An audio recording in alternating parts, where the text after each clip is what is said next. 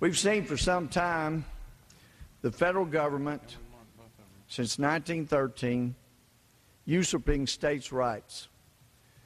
This federal government, this Congress, the House and Senate, with the complicity of both Republican and Democratic presidents, sending to the states unfunded mandates demanding that they come up with millions and billions of dollars that they didn't have, just out of the blue.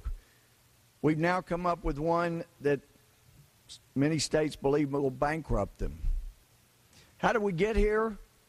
Well, in 1913, the constitutionally sanctioned process of electing senators was changed by the 17th Amendment. That was put in the Constitution after great debate, and what it required was that the state legislatures, the states select, not the overall population of the state, but the state legislatures they chose, would select the U.S. senators. That was a check and balance on the federal government's usurpation of states' rights, because if any U.S. senator came up here and voted such an unfunded mandate upon the state, he was going to quickly be recalled, as has happened before. But the appeal, and I don't know how I would have voted on the 17th Amendment because it sounds so good. You know what? We ought to let all the people in the state elect our U.S. senator.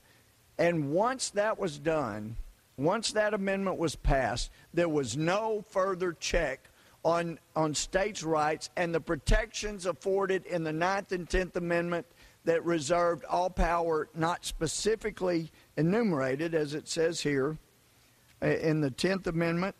The powers not delegated to the United States by the Constitution nor prohibited by it to the states are reserved to the states respectively or to the people. Both Republicans and Democrats have violated that concept. And what could the state do about it? After 1913, they had no power to do anything about it. They didn't have an army as big as the United States, and we didn't want secession again. We didn't want another civil war. It should be done legislatively and diplomatically and within legislative bodies, however they were called, and within the framework of the U.S. Constitution. Well, the Constitution, when it was drafted, addressed that point. And it's very clear. And perhaps it took a government to run away, as with one state representative or governor said, the mother of all unfunded mandates. The states, there are 39 of them that have so far said, we're not going to take this anymore. We're going to do something, whether it's going to be legislative, litigation, whatever. We're going to stop this. But the truth is, it may take years to get through the courts to the Supreme Court. It may take years. So here's the solution. It was in the Constitution all along. It's called Article 5 of the United States Constitution. Now, we know that Article 5 has been used many times by this first line, the Congress, whenever two-thirds of both houses shall deem it necessary. We know that's been used many times. House and Senate agree we need an amendment. And so they call for the amendment to be produced. But something I haven't been able to find it's been done before, but it can be. It's there.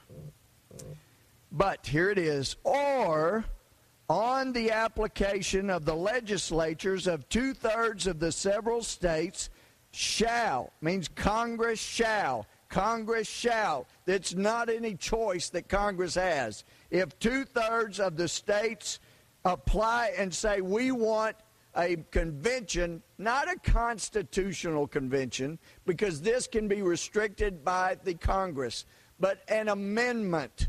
One amendment would be all that was necessary to return a check and balance on the federal government. Give the state what the 9th and 10th Amendment reserved to them. Two-thirds of the states make application. Congress shall call in a convention for proposing amendments, not rewriting the Constitution. And this is a procedural issue that the Supreme Court has always said with regard to procedural issues. That's political, it's procedural. Congress, you do it however you want to. We're not touching that. We're not going to issue a decision. That's what this should be. Congress could. This is how we return control and some sense of order to the states. I yield back. The gentleman yields back.